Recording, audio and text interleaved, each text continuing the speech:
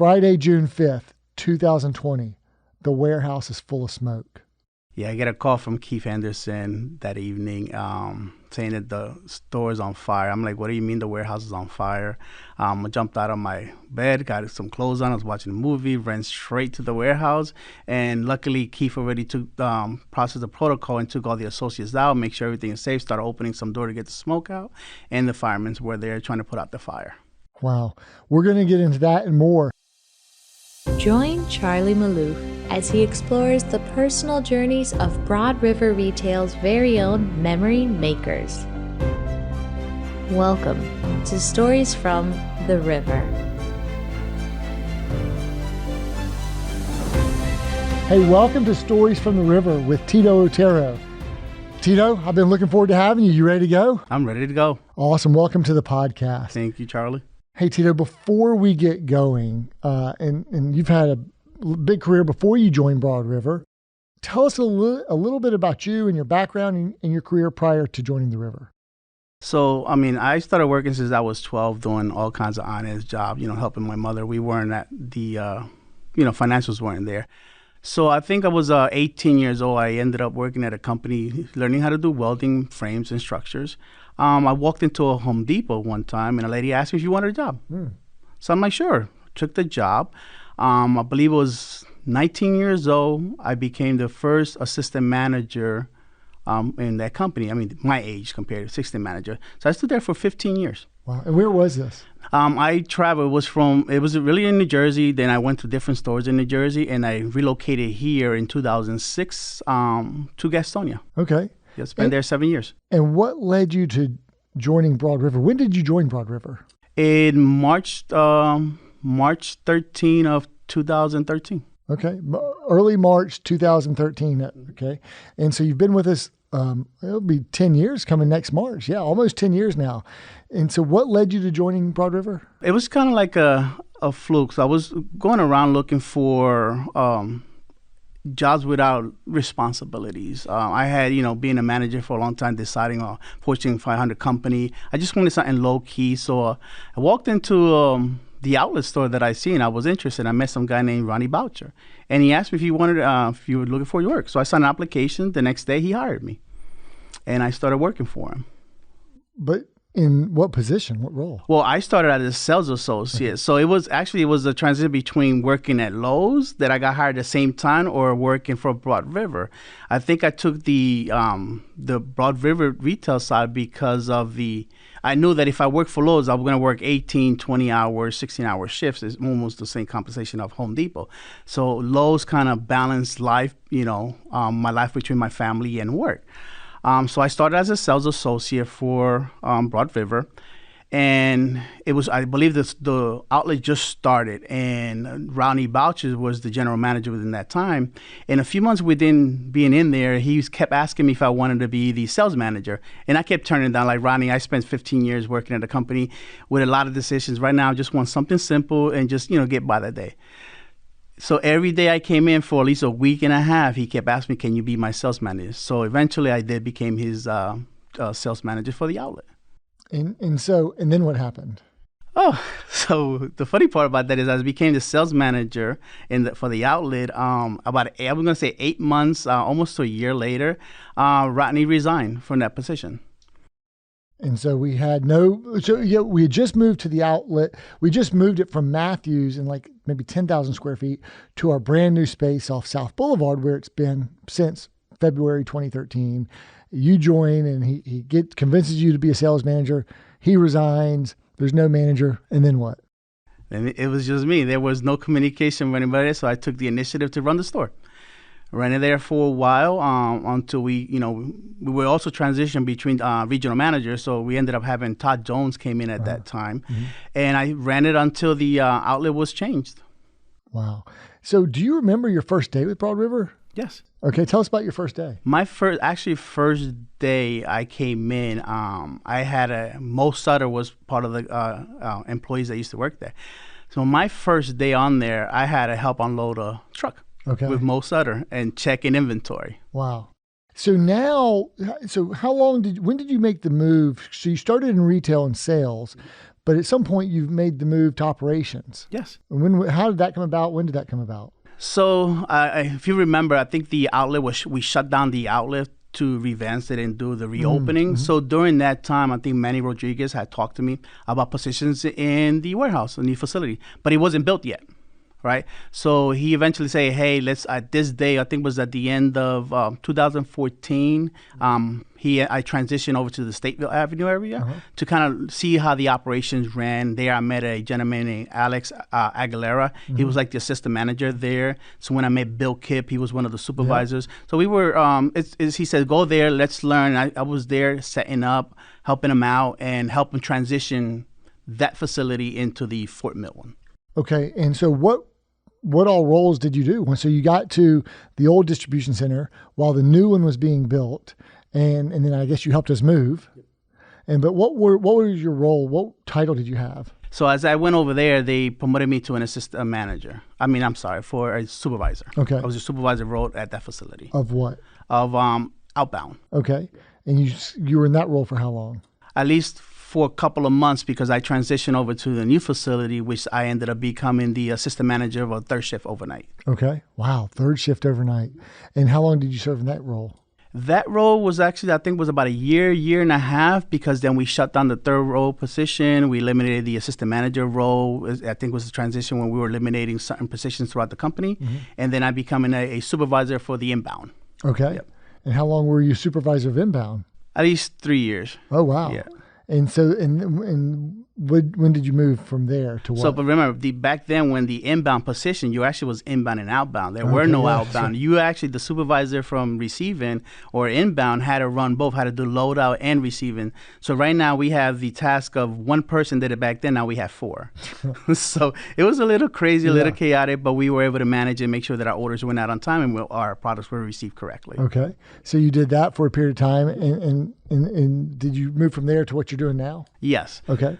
When did that happen? We kept bouncing back and forth, right? Because I was there for a little bit, and then the outlet needed some assistance. So I ended up going to the outlet. I got back to the outlet for at least, I think it was 6 months. Okay. And I believe my title I got a lot of titles, a lot of hats, a lot of titles. I can't keep up. If I'm correct, I got about 7 different titles. Okay. But as I went back to the outlet, I went back as I think was a operational manager, which I dealt with the back house of the building, receiving instruction to trucks.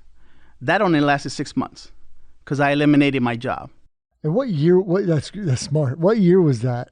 About when? That was about, I believe, it was in beginning of 2014, 2015. Okay. Somewhere around there. You went back to the outlet because I was in Statesville. Then I went to. We moved to Fort Mill in November of 15. In November 15. So yes, it was around. And then you were outbound supervisor at Fort Mill for, you said, what, like 3 years or so? Yep. Okay. And then you went back to the outlet. Yep. So 2018, 2019? Yep. For a couple of months, 6 months. 6 months. Yep. And then you went back to Fort Mill? Back to Fort Mill as another supervisor. Of quality control? Quality control. No, it was actually, I was still a supervisor on the outbound. Okay.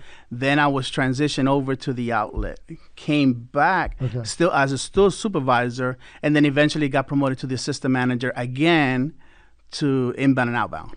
Okay. And when did you get into quality control? Quality control was about 3 years ago. Okay. 1 and 3 years now. As a manager or assistant manager? As the manager, assistant manager, yeah. And what is quality control? Quality control to me is the level of quality of product, looking at the merchandise to make sure that the product is 100% showroom quality. Is it essentially managing our shop? Yep. Okay. Mm-hmm. And so how many people report to you now? Or right now I have 18. There were more than that, but as the years came, they kind of moved out. 18 in Fort Mill who report into you? Yes. Okay. That's a big org. It's a big work. And do you feel like you've found your niche now? Is this like where you need to be long term? I'm going to say yes and no because there's always opportunities in growth, right? Maybe in a few years I could be a partner. I don't know. Yeah. You never know what happens in the future, Let's keep right? the conversations going. By staying in there saying that, yeah, this is what I like, you're limiting yourself to what's out there. Okay. I could be the next regional director one day. I could be, vice president one day. You never know. Yes, I like what I'm doing now. It keeps me entertained. And I like to make sure that the products that are damaged are repaired, right? That one piece could be the difference between a lost sales, right, from a customer, a cancel stop, or an hourly employee, a salesman not getting paid, right? Well, I think it's really challenging to find someone who can really run that quality control department team in the shop. And you've done such a good job. And I've seen you interact and with the people and the product. You know your stuff. And so when I say, hey, have you developed your niche? I know you've done a lot of things really well with excellence, but it just seems like you've got a great precision and knowledge and passion for what you're doing now and really thriving and succeeding. But who knows, you may work yourself out of a job again or promote someone else to take your role and move on to something else within the company. What do you love about quality control in your job today? So a lot of it has to do with my people, our technicians that we have. They're very crafty individuals. I like their facial expressions. When you see a piece that is destroyed and they're able to fix that product and put it back to showroom quality, you see the difference. You see how their facial expression as they're working, trying to figure out how to get it repaired, and then you see the light at the end of the tunnel, right? You see that calmly face and smile once that piece is going towards stop. That's interesting. I don't think I would have guessed that you would have ever said their facial expressions. That's a unique response. Did you ever think that you would like this type of work? Well, I'm a dabbler. Since I've been little, I take things apart, put it back together. I always like to make sure that Gotcha. got to know what they are. So when I was in middle school, I learned workshop. I learned how to weld when I was there, and I like messing with wood. Okay. So I like putting stuff together, fixing it. There's nothing that I've ever touched that I fixed. That's a really good qualities, I think, that go into this type of work. So what was the outlet like in the early days when you first started there? It was just a clearance center at that point, right? Right. Okay. We weren't selling new goods. We were just selling clearance goods. You and Mo and Rodney. Yeah, the first couple of months was pretty good. It's just the beginning. I think after that, we had 36 trailers of merchandise that was sitting on a dock that we had to clear through. So they were just like blissing those. So many trailers. So they were blissing a lot of those, and it came out to be I call it control chaos, right? Okay. Which is a lot of furniture coming through. We're selling, we're pushing, trying to get it through. But I think we managed it. I think it did very well. We've cleared. We ended up hiring a different company to come in and help out, but we ended up clearing those 36 containers.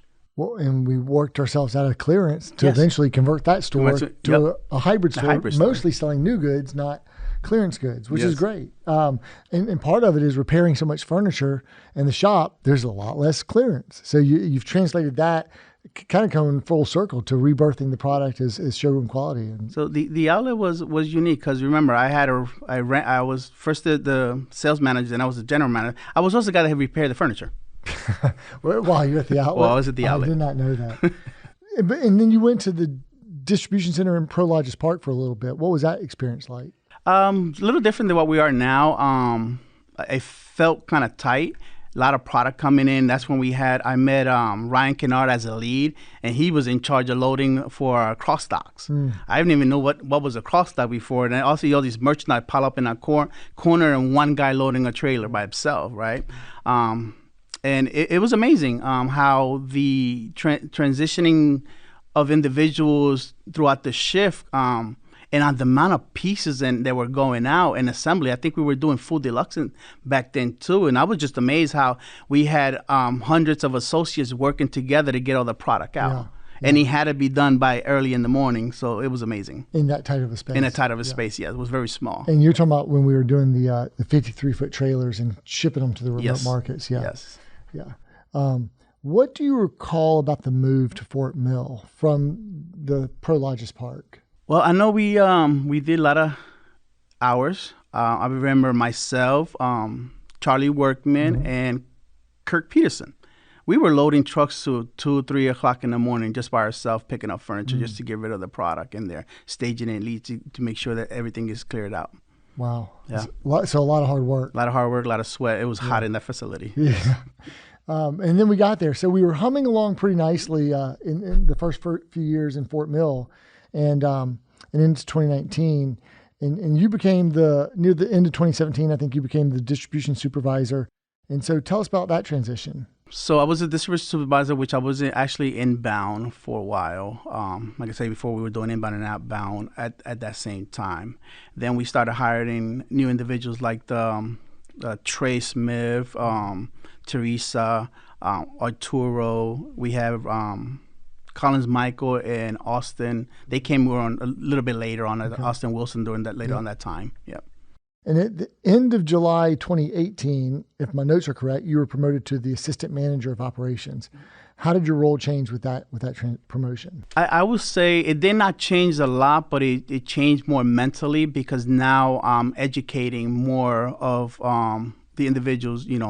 I believe the helping Trey Smith, Colin Michael, Austin Wilson, and Teresa Wood is helping develop them their skills and teaching them the ropes as they came through. Made me joyful.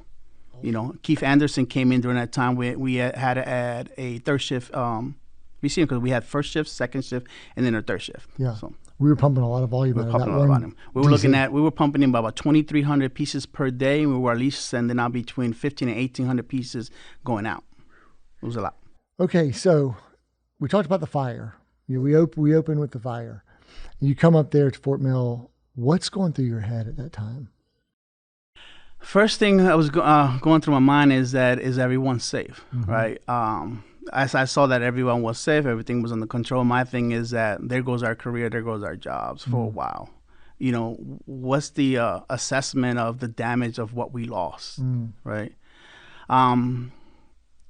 Looking outside of the building, the melted wall, the big pile of ash. I see furniture being tossed out that was literally burnt. It wasn't until the next day, that morning, I think it was Saturday morning, that we went in there. It was myself, I believe Manny was there, some of the leaders, and James Olette. And we were assessing there was furniture wet everywhere. And did the smoke damage our inventory? I think we held about 3.4, almost $4 million of inventory. We were collaborating on whether we're going to shut the warehouse for 4 to 5 days. We're sitting there calling employees, hey, we're going to be closed for a week or a few weeks. They're not coming to work. So going through my head is like, that's livelihood of all these employees, our merchandise that we promise customers. At the end of the tunnel, I was glad that only a few dozen pieces were badly damaged only, and everything else was in good shape. Yeah, I mean, how surprised were you that we escaped that potentially devastating situation with very little damage? I mean, we thought we were going to have 97% inventory loss, and this is at the time when there was no more inventory. It had all dried up at corporate, so we're like, tough. We're this, and then it wasn't. It was like the foggers worked and the smoke damage wasn't present. Maybe went from 97% damage to less than 3%. So we dodged a major bullet. And when you say it was wet, it's because the sprinklers worked. Yep. It's just we couldn't get the smoke out fast enough. You got that plus the firemen, when they were hosing out, a lot of the water came inside and kind of wet the whole floor. Yeah. So So how surprised were you that we kind of escaped it? And well, I was amazed because I went after that long Saturday, long weekend, county inventory, checking what was where, moving products that were wet compared to products that wasn't. I went home and spoke to my wife, says that I might be out of a job for a while.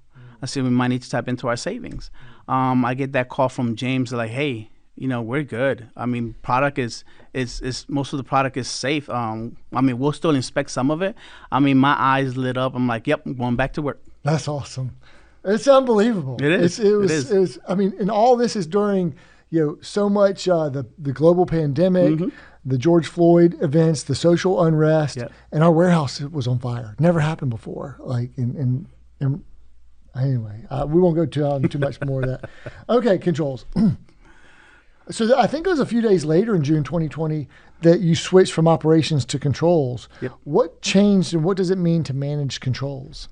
I think it's more of so the difference between the operation side and the control side. I think is more paying attention to the details, especially the product decisions. Right, I have to decide whether the item is going to go to trash. Right, that's money lost to the company. Yeah. I have to decide whether the merchandise goes to salvage, or where it needs to go. Yeah. So my overall goal is how much of this product that we have that is returned extremely damaged can I save and put back to the bottom line? Yeah, and your experience at the outlet with the clearance product probably gave you a great knowledge and experience of what should be fixed, what should go to the outlet, and just parlaying all of those, and then the supervisor inbound, outbound. You've parlayed all these experiences into what you're doing today, which is great because who knows what you're going to parlay into next. Well, I look at a lot of those damaged products that we have, and I in my mind, everything is fixable. Yeah, that's great. Love that.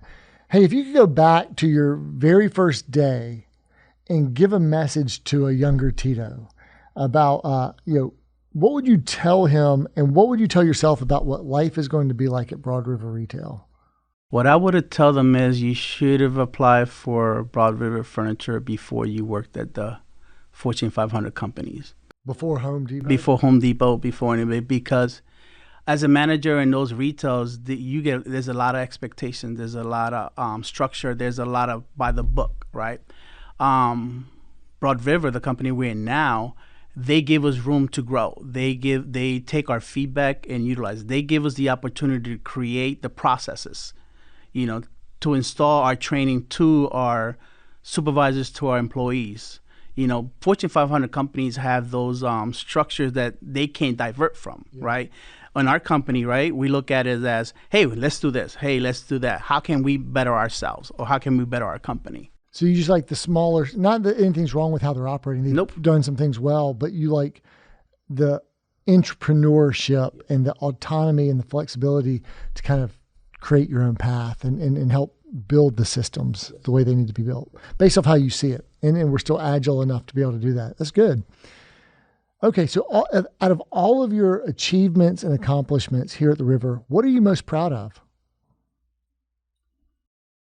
I like to give my information or my knowledge to my peers, associates, supervisors. I like to see other people strive, whether I help them to get there or not.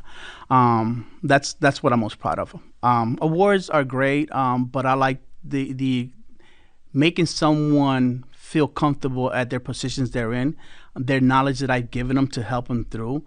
Like I said, I've been in management for a long time, and I've gone through different positions. And most of the time, there is not that training, right? And sometimes you're going crazy trying to figure out how to process certain situations. And by me sharing my experience with others, kind of makes it easier for them. I say that my experience shared to my peers helped them develop themselves and what managers they are now. So you're like a giver of knowledge and information. It makes it easier when you share your knowledge, right? If to make your job easier, especially as a manager, give your employees or your supervisors what you have to make your job easier. That's good. That's great advice. Hey, so since you started back in 2013, 9.5 years ago, how would you say that the company has grown, changed, and adapted? So there's the ups and downs on those, right? When I first started the company, I would say within the first few years, I really did not know where the company was going. I remember we had Lindsay was one of our directors, and her question, Kroger, she asked me a question. It's like, Tito, where would you be 5 years from now? My answer was, I do not know. Most likely not here, right? It wasn't until, I believe it was one of the summits, I think it was the Purpose Summit, that you rose up and you talked about the company, the future, and where it's going, even opening more DCs. And I'm like, whoa, there it is. We're going somewhere. Because at one point in our company, we were into a situation that we were determining whether to close it or not, right? And we went through that that spiral, right? So, I wasn't in that feeling that the company was growing. I thought that we were going to shut down and close it, right? I think most of my leaders that I met there were doing the same thing. So I didn't know I was going to be there 3 years, 4 years later, not even 9 years, right? But it wasn't until you mentioned the future. Where we at? The opening of the new store, opening of a new DC. It's just my eyes opened. I was like, hey, I want to be here. It's so interesting. We cast these visions, and you never know how that's resonating with someone. But also, what you don't realize at the time is how people will go fight to make that happen. Because they want prosperity from that brighter future as well. I mean, we're very big on those brighter tomorrows for all of us. So good. I appreciate that. Anything else on that question? How it's grown, adapted, or changed? Well, I mean, we've grown drastically. I mean, we have 3 DCs right now, right? Who thought we were going to be that successful? I did not think we'd have 3. And quote my thing, we're up to 38 stores. Yeah, 31. We're in the 30s. 31. Yeah, we're in the 30s. Now I heard the rumor about hopefully making 48, right? Yeah, that's our dream. Yeah. I don't know. We're not putting a number to it. No, but we've grown. A lot of stores opening up, so you could see it. You could see our clientele. You could see the trucks going out, the products coming in. We've grown. Yeah, for sure. Hey, so you've worked with so many different people and have had multiple leaders or managers who you've worked with. I'd like to give you an opportunity to reflect on the impact of some of your fellow memory makers. Who are some of the memory makers who have really impressed you along the way? So I've had multiple leaders, especially in our facility. Even before that, what I take is a little bit of each person kind of helps me grow. Mm-hmm. In our company, a little bit of Charlie Workman, as I worked with him. Burton Oxford, who taught me a little bit about outlet and processes. James Olette, the guru of Excel, right? Yeah. Him and I collaborated in trying to figure out processes like how we eliminated us from the cost of us loading transfer trailers, right? And then the most impactful one, I believe, was Cherie Rivera. She kind of helped me out through as well. I was a supervisor, making mistakes, right? She'll send me an email, hey, this is wrong. It's great. So I kind of took that into consideration as any question that I needed, instead of getting it from other supervisors or getting the wrong advice, I just went to Cherie. And I asked her, this is wrong, this is correct. Please tell me the right way, and then we go from there. She is the Swiss Army knife. Yes, she is. She has the answers. Right. You're also a Swiss Army knife in many ways. Okay. I feel like we're up to speed now on your career arc and accomplishments at the River to date. So let's dig in and get to know you a little bit better. To get started, I got a quick get to know Tito Otero at your core icebreaker question for you. When you think about your legacy and how you'd like others to think of you or remember you, what 3 words come to mind that you'd like to describe you? One will be passionate. A lot of my employees and coworkers know that I'm very passionate with the company. The other one will be real, right? I'm real. I'm direct and forward. I don't like to sugarcoat anything, just so that we are on the same page, right? And the third one will be kind, right? I treat others as others want them treated to you, right? So I'm friendly to everybody. I make sure that everybody's treated the same way. So. Yeah. Passionate, real, and kind. We hear kindness a lot. And I think those are great. I feel like I know you a little bit better now. Hey, what are some of your best daily habits that have served you well? I take any job that I get, any positions that I have, and I create a routine. Okay. The first routine that I create is to greet my employees. Ask them, hey, good morning, whether it's good morning, good afternoon, how's your day? And I do that to every single one. I do not miss any of them. That's great. Right. The second thing, especially in quality control, is I look at supplies. What are we short? What are we looking? How's the department? Assess the situation, what needs to be moved, where it needs to go. At the end of the day, we need to have the area clear. We call it shop. Shop is the area that returns will bring in and stage all the product. So that area must be clear at all times to make sure that we have available space for the return the next day, right?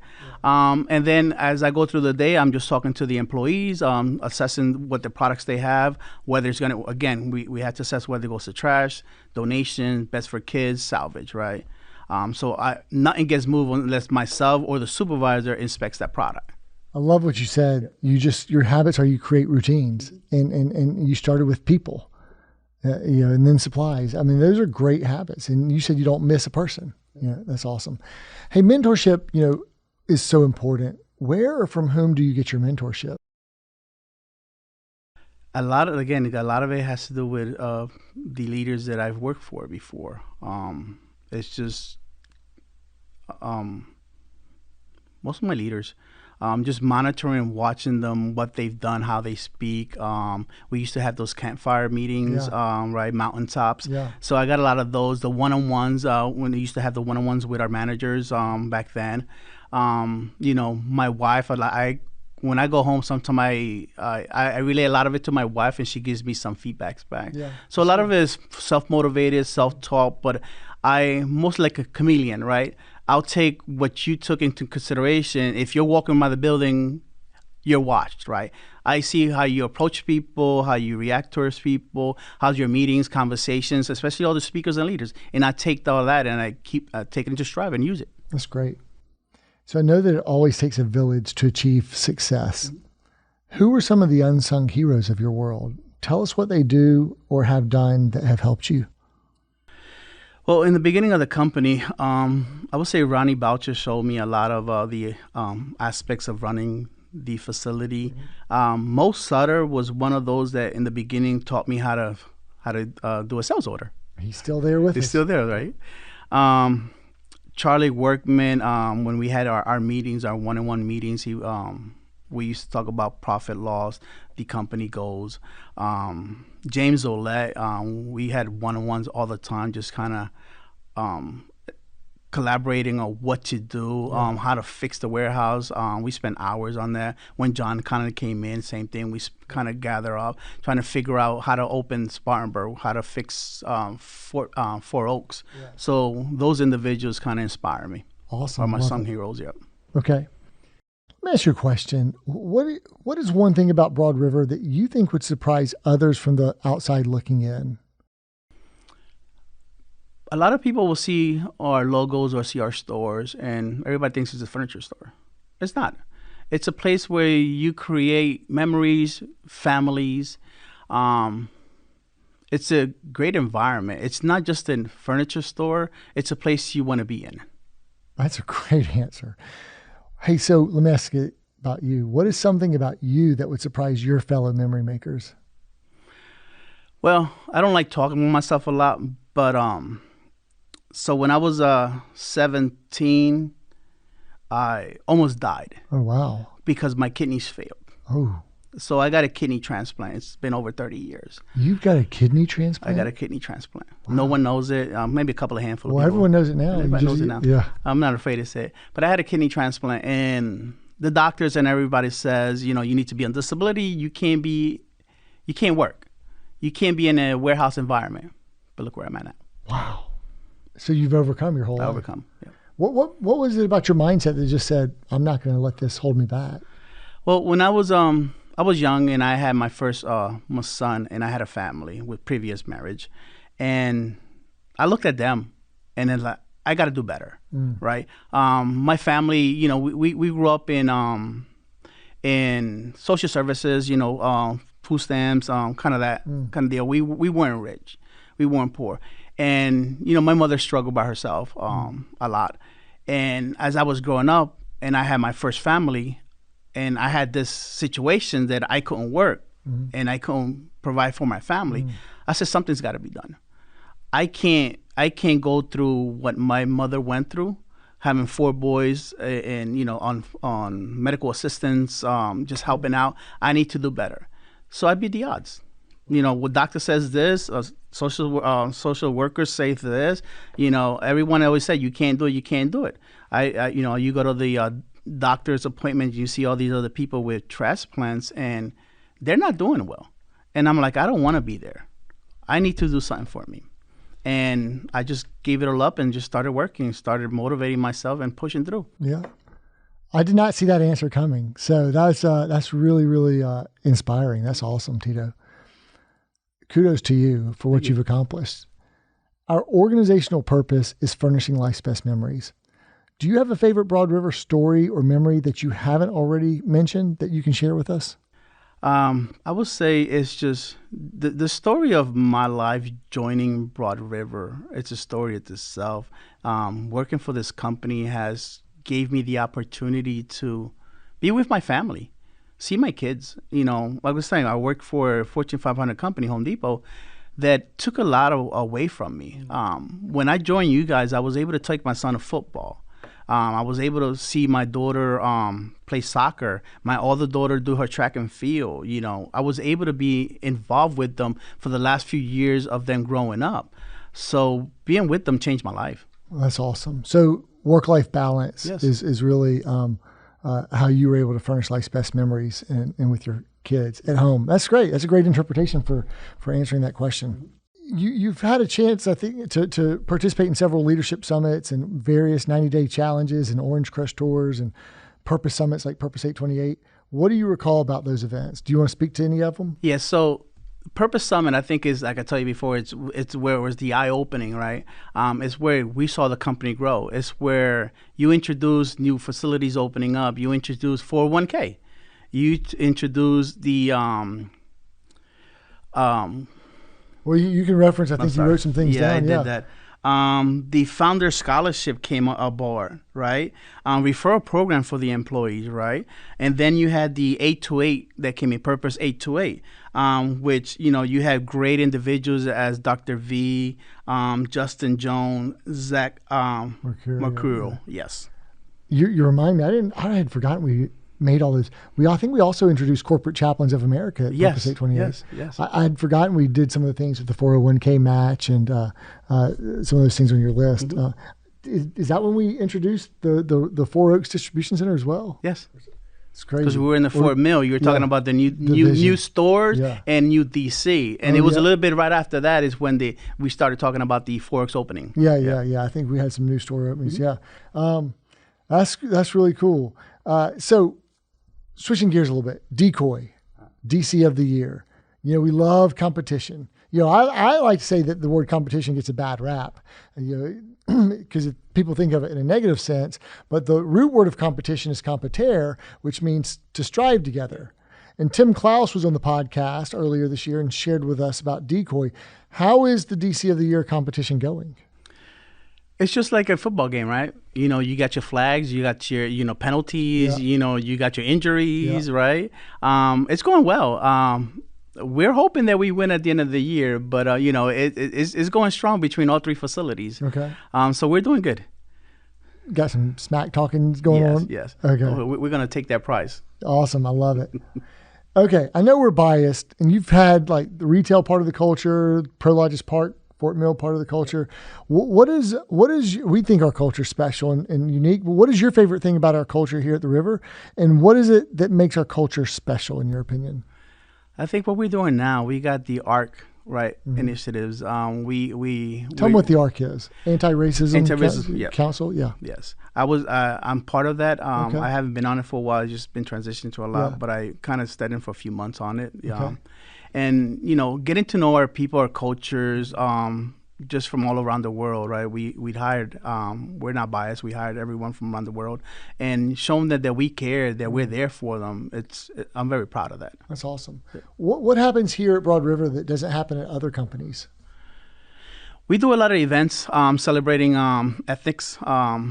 We do donations. Our company do donations, but I think we